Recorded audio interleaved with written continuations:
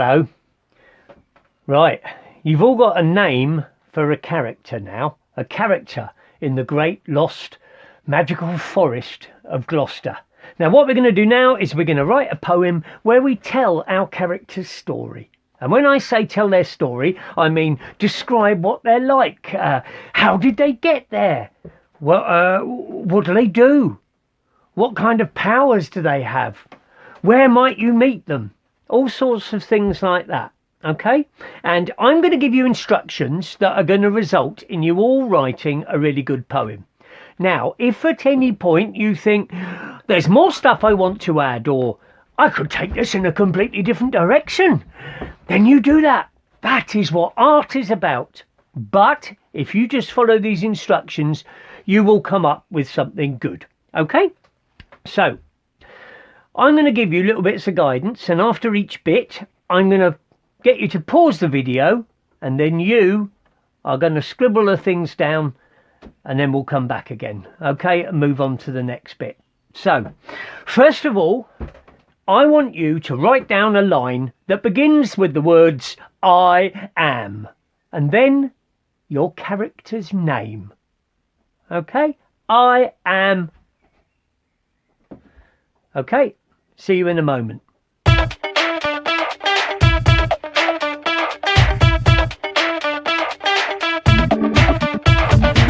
Done that? Lovely. Okay, so the next thing. We're going to have 3 lines. 3 lines that each describe something about your character. And each of those lines is going to begin with the word and. Now, it could be a description of the way they look, the way they sound, something about them, the way they move, maybe. Okay, so 3 lines, each beginning with and. I had, and my hair is like electric pondweed, and my eyes are round and orange like life rings on the edge of the dock, and I have skin as green as the slow snaking Severn. There you go. So try to use some nice juicy bits of language, bits of alliteration. Slow snaking Severn.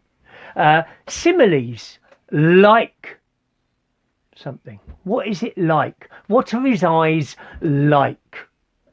Okay, so 3 lines of description, each beginning with the word and. Off you go. See you in a moment.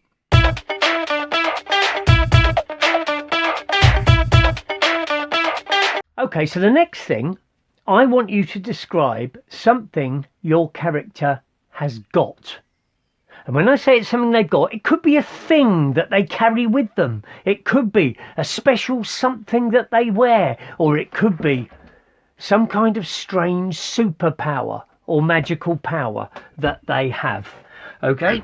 So it could be a weapon, it could be a tool, it could be the coolest shades in the universe, or it could be the ability to see into the hearts and minds of small children. Whatever you want. So I want you to begin this by repeating the first line we came up with. I am. So, I am Elming Lane, and in a hand, like a terrible Tyrannosaurus, I hold a dead fish, silver as the moonlight. Right, I've got a thing about fish. So, could be whatever you want. Write that down and see you in a moment.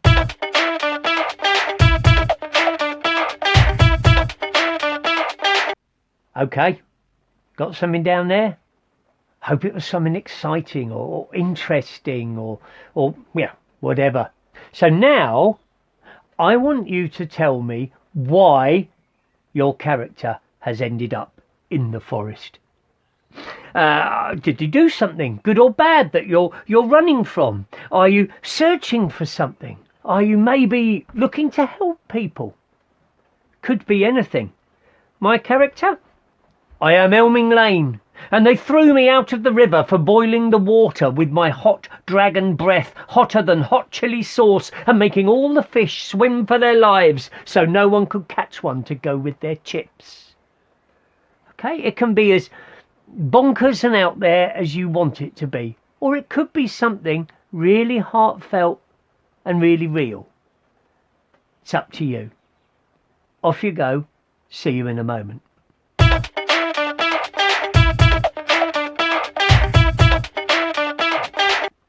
Got something? Brilliant. We're gradually building this character there, aren't we? So, the next section of our poem is going to describe how your character feels, right? Are they happy? Are they sad? Are they an excited character? Do they carry the whole weight of the world on their shoulders? Try and describe how it feels to feel like them, okay? So, I am Elming Lane, and I am angry and sad. I live under a car park, deep on dry land. My scales stand up like a million waving fists, and my seething breathing bubbles the tarmac. Okay?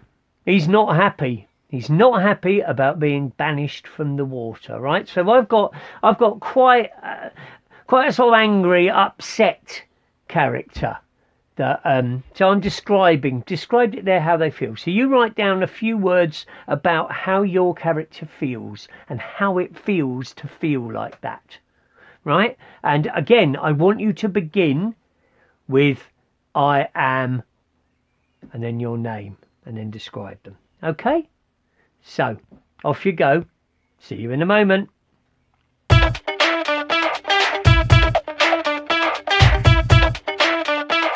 Right, getting there? I think we're getting there. We're getting something. Even if you're just getting one little line of description down, that's great. It's beautiful. You're painting a picture of this character. We're getting to learn who they are.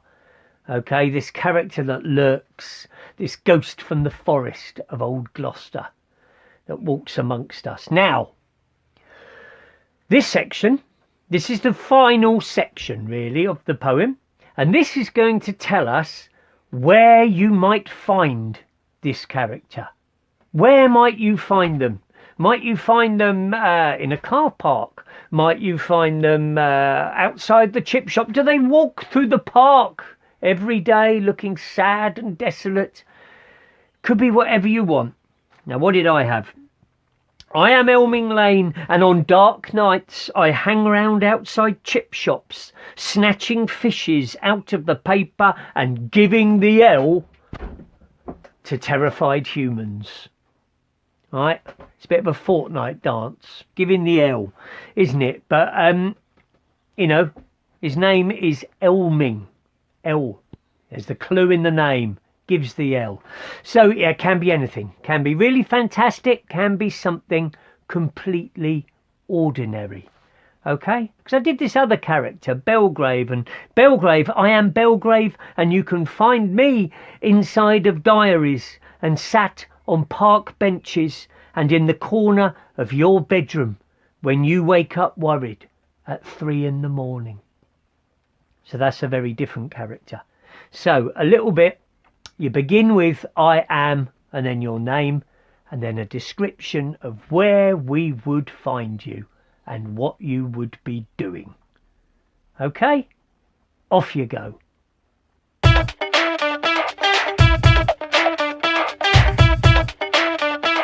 And to finish off, we're just going to repeat that opening line again. I am and then your name. And that neatly gives a beginning and an end that are the same and ties our poem together. Okay, like it's the two covers of a little book. And there you go. You should have a little poem telling the story of your character. Now that poem does not need to rhyme. It has its own rhythm because of the repeating phrase I am that comes throughout it. Okay? So, I hope you enjoyed that. I hope you've got something really sweet and we can put them all together and we've got a kind of gallery of characters that populate our map. Thanks very much. See ya.